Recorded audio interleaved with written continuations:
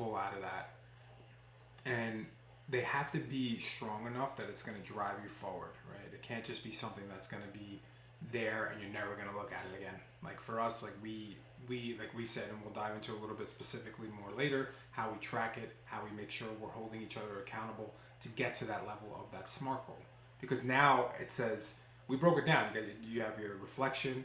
You said, this is my 3 years letter to myself. These are my goals that I want to create the year. Now these are my specific actionable steps, how I'm going to get there, right? It's a system. In my mind works in systems, and that's kind of the procedure of how I pull out and create a SMART goal. Why don't we do an example?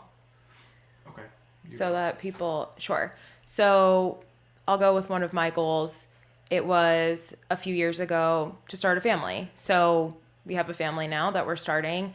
And I also had things coming up in the year. So it wasn't even a goal that was going to start 1/1. It was going to be a goal that was for later on, spring, summer.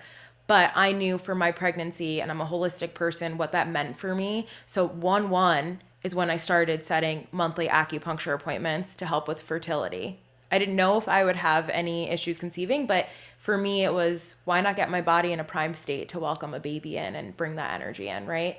And then from there, it was some dietary things. And so our monthly wrap up, I would be looking at, did I set that acupuncture appointment? And then when the time came, and we had ups and downs in this process too, right? But the tracking, the monthly tracking, and also we'll talk about this, like rerouting when it comes to setting goals. And I knew that feeling, again, waking up on that December 31st morning. And so just the weekly or the monthly actions that I was taking to get to that point when we were ready to start our family is when we welcomed that energy in. And so it was around springtime because I was cheering that year. And that's how it played out. Great.